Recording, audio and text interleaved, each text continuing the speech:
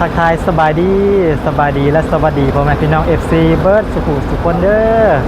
ยินดีต้อนรับทุกคนเข้าสู่ช่อง YouTube ของบาจิตบ้านโคกอีกแล้วนะพี่น้องทักทายสบายดีบรรยากาศตอนสวยๆเนาะตอนนี้ก็เป็นเวลา9 โมงเนาะ9 โมงเมื่อนี้บาจิตกัดสิได้พาทางแม่เดินทางกลับบ้านแล้วเด้อเนาะตอนนี้ก็พากันมาฮอดอยู่ที่บขส.โคราชเนาะทางเอ่ยเพิ่นก็มาส่งทางแม่กลับบ้านแล้วเนาะหลังจากที่มานอนน้ำเพิ่น2 คืนเนาะมานอนอยู่ที่โคราช2 คืนก็จะได้เดินทางกลับบ้านในมื้อนี้เนาะพี่น้องเอ้ยโอเคทางเอ่ยเพิ่นไปซื้อตั๋วไว้ให้เนาะไปมุกดาหารนะพี่น้องเอ้ยจากนี่ไปฮอดพุ่นใช้เวลาประมาณ6 ชั่วโมงเนาะประมาณ6 ชั่วโมงกะจะได้แม่สบายดีเด้อยับไปนั่งแน่ดีสบายดีเนาะเป็นจะได้มานอนน้ำเอื้อย2 คืนนี่มานอนน้ำลูก2 คืนเป็นจังไดนอนคักอยู่บ่นอนคักอยู่เช้ากินฮอดกันหรือบ่บัดนี้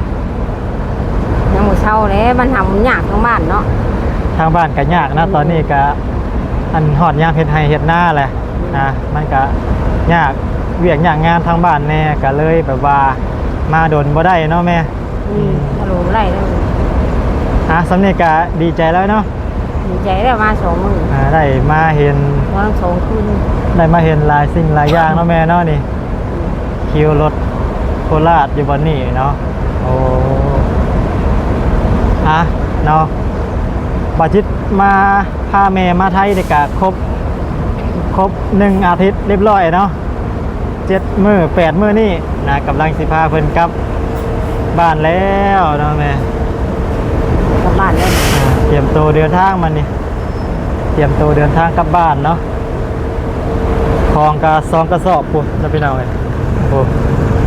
ของกระสอบว่าไงเนาะ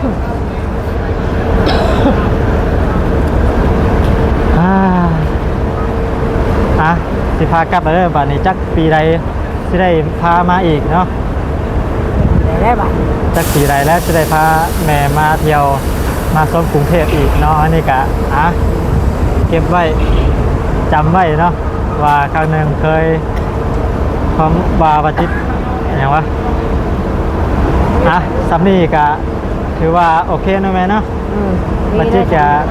ถือว่าเฮ็ดตามความฝันของตัวเองได้สำเร็จเนาะก็คืออยากพาแม่มาเที่ยวกรุงเทพมาเห็นมาเบิ่งความเจริญของเมืองไทยเพิ่นเนาะกะคักบ่คักอยู่ไปขี่รถไฟคักบ่ไฟคักย่านนี่ย่านเนาะย่านแล้วก็อันบันไดเลื่อนก็ย่านเนาะอันนี้ก็ให้ทั้งเอื้อยเพิ่นไปซื้อตัวถ่าเนาะเท่ากับนี่แหละรอขึ้นรถทางเอื้อยก็ไปซื้อตัวมาให้แล้วเนาะรถออกจากโมงนี่9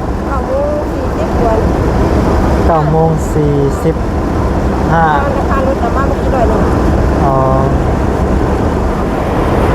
อันนี้ก็เป็นตัวจากโคราชเนาะจากโคราชไปมุกดาหารพี่น้อยรถออก9 โมง 45เนาะราคาตั๋วก็ตกอยู่คนละ371 บาททางเอื้อยเพิ่นได้ซื้อให้เนาะเพิ่นก็บ่อยากออกกล้องเนาะอายกล้องเพิ่นก็ได้ถ่ายเก็บไว้เป็นความทรงจำเนาะนี่ว่าพาแม่มาหาเอื้อยเนาะโดนๆสิได้มาพบมาพ้อกันพี่น้องเอ้ยนะเป็น10 ปี20 ปีพุ่นแหละจังสิได้มาพ้อกันจักปีใดแล้วสิได้พาแม่มาบัดนี้มีเงินมีคำพุ่นแล้วค่าของอีกเนาะพี่น้องเอ้ยถึงลอตเตอรี่แล้ววันที่1ไปกลับไปบ่เอื้อยเพิ่นก็มาไทยตั้งแต่น้อยๆยังบ่ทันได้กลับบ้านจักเทื่อเนาะดีใจบ่แม่ใจอยู่ดีใจแล้วพามาอาทิตย์หนึ่งเนาะตะกี้ว่าสิมา2-3 มื้อแล้วที่นี่อยู่ยาวเลยอันนั้นก็เป็นพี่อ้ายเด้อเนาะพี่น้อง พากลับได้แล้วบัดนี้พากลับบ้านแล้วบัดนี้ ได้ครับเลย เนาะบรรยากาศอีกประมาณ40นาทีเนาะรอถ่ารถมากะจะไม่ได้บรรยากาศจะได้พาแม่เดินทางกลับบ้านแล้วบรรยากาศอยู่ที่บกสเนาะบกสโคราชรอรถมานะ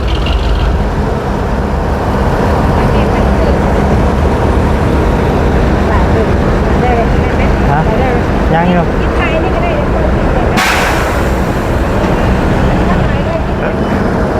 ตอนนี้ก็ ใส่แม่หามเนาะหามช่วยกันเพราะว่ามันนักตอนมานะบ่ได้มีอย่างเลยมีแต่อันกระเป๋าเป้ใบเดียวเนาะตอนกลับนี่บ่ฮู้อีหยังก็อยากได้เนาะหมักม่วงก็อยากได้อันทางซีก็อยากได้ทางแม่เพิ่นก็เลยแบบว่าเอาเมื่อแบบนี้เลยเนาะ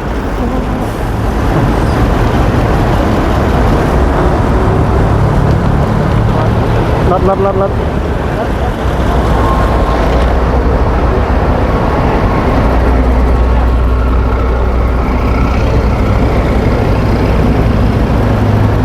ไป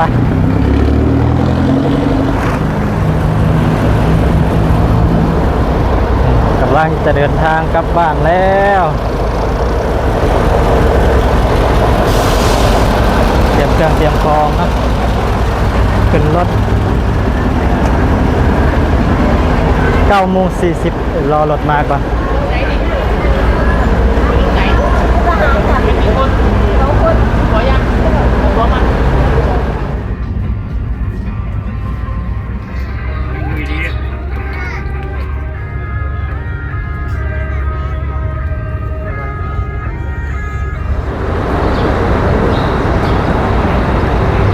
โอเคเนาะพี่น้อยตัดภาพมาบัดที่นี่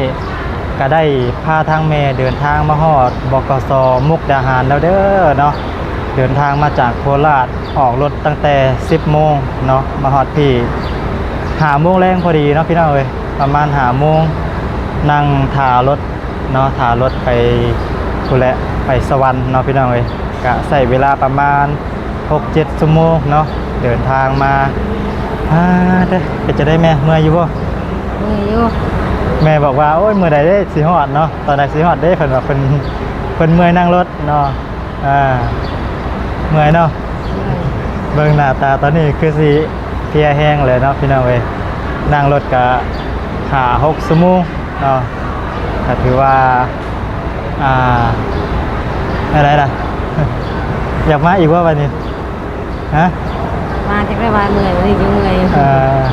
พาเพิ่นไปเที่ยวแบบว่าอาทิตย์หนึ่งพอดีเลยเนาะ7-8 วันเต็มๆเลยพี่น้องเอ้ยกะตอนนี้กะจะได้พาเพิ่นกลับแล้วเนาะนี่กลับบ้านเฮากะสิบ่ได้เห็นตึกแบบนี้เด้อบัดนี้แม่เอ้ย เนี่ยป่ะ มีแต่ตรงไห้ตรงหน้าได้บ้านเฮาเนาะภาพบรรยากาศอยู่ที่บขสมุกดาหารเนาะตอนนี้พี่น้องเอ้ยนี่พาเบิ่งนี่ภาพบรรยากาศอยู่ที่มุกดาหารเนาะกำลังนั่งรอถ่าอันรถเนาะรถอันมุกดาหารสวรรค์เขตรอสักครู่เนาะมื้อนี้ก็เดินทางฮอดน่าจะฮอดบ้านประมาณพุ่นแหละค่ำๆพุ่นแหละเนาะ6 โมงพุ่นแหละสิฮอดบ้านตอนนี้ก็กำลังนั่งถ่ารถอยู่เนาะตอนนี้ก็ได้พาทางแม่ขับมาฮอดฝั่งลาวเป็นทีเรียบร้อยแล้วเนาะพี่น้องเอ้ยมาฮอดจนค่ำเนาะมาฮอดฝั่งลาวจนค่ำตอนนี้ก็เป็นเวลาประมาณ6 โมงแรงแล้วเนาะหากก็ฮอดคิวรถสวรรค์เขตเนาะมาฮอดค่ำมันก็บ่ค่อยมีรถเนาะพี่น้องเอ้ยบ่ค่อยมีรถแล่นแล้วตอนนี้ก็เลยแบบว่าเอาเมื่อ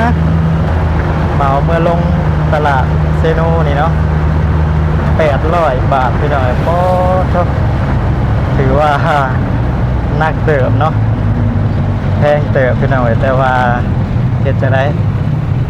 มันบ่มีรถแหละทางแม่ก็ว่าเอาเมื่อเพิ่นอยากเมื่อแห้งเด้ออยากเมื่อแห้งเด้อแพงเท่าใดก็เมื่อเพิ่นว่าเนาะ เมื่อย โอ้ยนั่ง3 รอบเมื่อนะต่อ3 รอบเมื่อเซโนหอดตลาดเซโนแล้วก็นั่งรถไถเมื่อต่อเนาะโทรไถทางบ้านมาครับ800เนาะพี่น้องเอ้ยมันบ่มีรถแล้วเนาะมาครับ ทีแรกว่า1,000คนแหละทีแรกนะครับ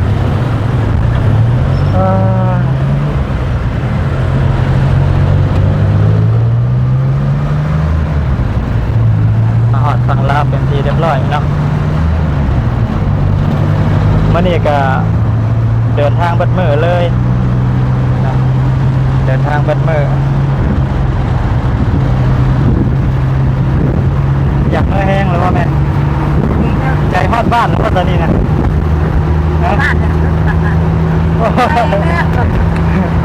มาได้มากกะดินเพิ่นเนาะใจฮอดบ้านแล้วตอนนี้เพิ่นนะ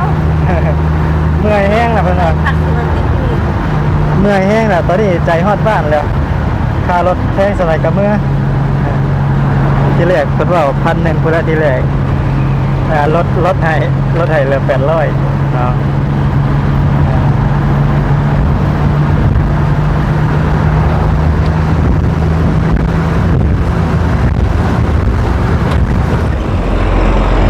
โอเคตัดภาพมาตอนนี้ก็ได้มาฮอดอยู่ที่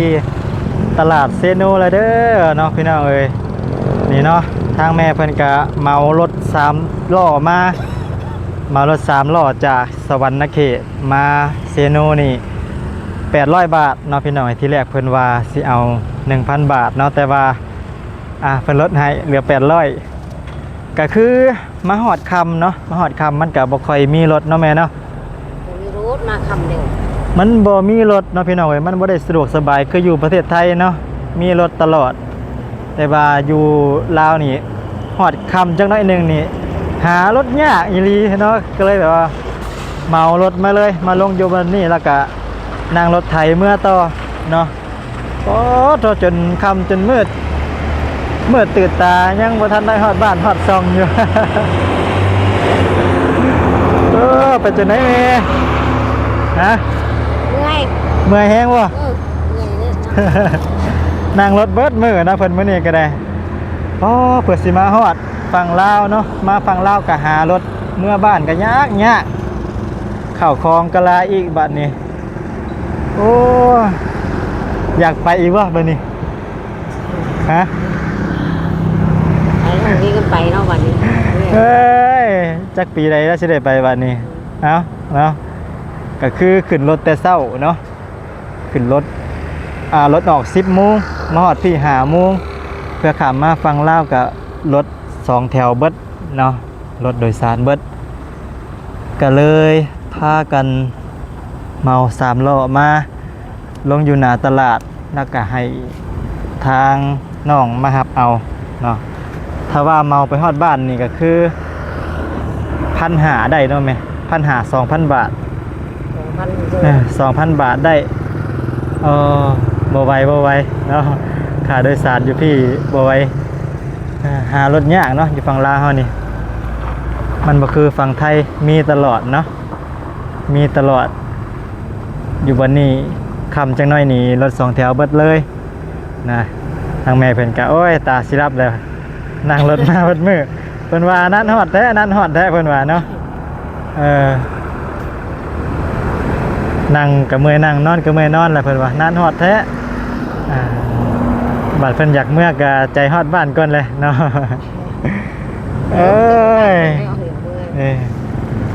ตอนนี้ก็กำลังนั่งท่ารถไถเนาะรถไถมาเอามารับรถอีหยังกระบะคอยาวเนาะผู้แหละเพื่อฮอดบ้านก็ดึกดื่นผู้แหละเนาะตอนนี้ก็ฮอดเวลา 1 ทุ่มเนาะพี่น้องเอ้ย1 ทุ่มก็ค่ำมืดตื่นตาแล้วเนาะนี่ภาพบรรยากาศตอนค่ำๆเนาะถือว่าเป็นประสบการณ์เป็นการผจญภัยอีกครั้งหนึ่งของอีเมเนาะนั่งถ่ายรถกัน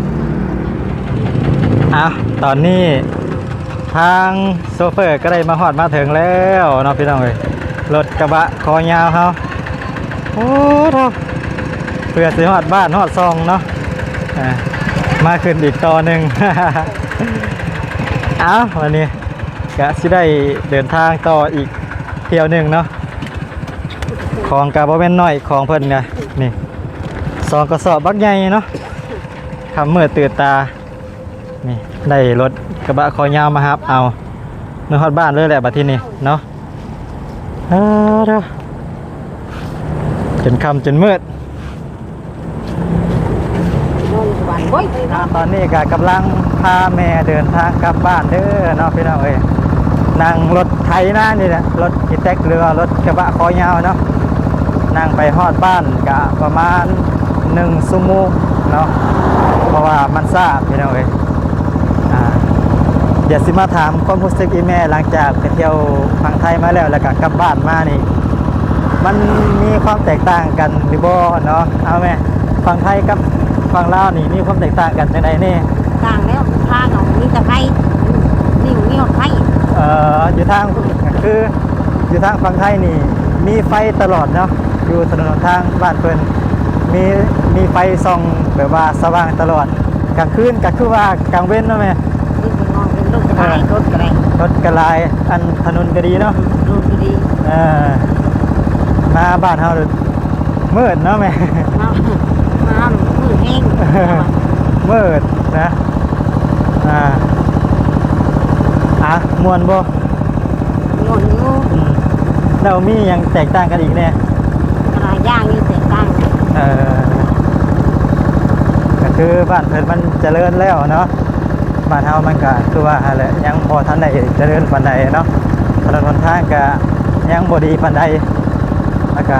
กลางค่ำกลางคืนนี่มันก็มืดจังซี่แหละเนาะบ่คือฝั่งไทยเนาะฝั่งไทยกลางคืนนี่ก็คือมีไฟส่องตลอดสุดเส้นสุดสายมันก็สว่างกลางคืนก็คือว่ากลางเว้นเนาะอันนี้ก็มืดมือแล้ว เพิ่นว่าโอ้แตกต่างกันเนาะเพิ่นว่าเนาะ แตกต่างกันเนี่ย เพิ่นได้ไปเห็นความเจริญของเมืองไทยมาแล้วเนาะได้ไปเห็นตึกสูงๆเพิ่นก็ไปเห็นมาแล้วได้ไปเที่ยวห้างไปขี่รถไฟไปไสแน่พาเพิ่นไปเลาะทุกที่ทั่วแดนเนาะพาไปนครนายกก็พาไปนครกรุงเทพโคราชพาไป2-3 จังหวัดเลย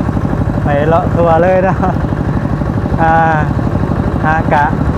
ประมาณนี้เนาะกำลังพาแม่เดินทางกลับบ้านเด้อนอกจากตอนนี้ก็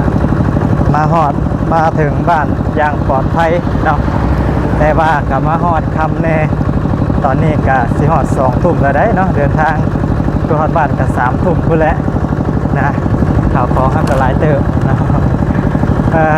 เสียวมอเตอร์ไซค์มาหับกับของกระลายแต่ว่าคิดนางมอเตอร์ไซค์มันก็ฮอดไว้อยู่เนาะอันนี้ของลายก็เลยบ่มีรถใหญ่พี่น้องเอ้ยมีแต่รถนี่แหละเนาะกะประมาณนี้เนาะสำหรับคลิปวิดีโอนี้คลิปของการเดินทางตั้งแต่โคราชนะตั้งแต่โคราชมาฮอดฝั่งลาวฮอดบ้านเฮาเนาะฮอดสวรรณเขตก็เป็นประมาณนี้เนาะบรรยากาศไทยให้ทุกคนได้เบิ่งเพียงประมาณนี้เนาะมาฮอดคิวรถนั่นมันบ่มีรถมาเลยมันจำเป็นต้องได้จ้างเนาะ800 บาท1,000ก็สิจ้างนะอีเมลมาอีเมล แล้ว ว่า แล้วมา มันอยากมาแล้วเราเนาะกับประมาณนี้เด้อเนาะพี่น้องเอ้ยจังไดก็ฝากเป็นกำลังใจให้บ่จิตเนาะฝากกดไลค์กดแชร์กดติดตามและที่สำคัญก็ฝากเบิ่งโฆษณาให้บ่จิตเด้อเพื่อจะได้มีกำลังใจในการถ่ายทำต่อไปนะโอเคสำหรับคลิปนี้ก็แสดงขอตัวก็ว่าสบายดีขอตัวลาไปก่อนเด้อบ๊ายบายขอตัวเดินทางกลับบ้านก่อน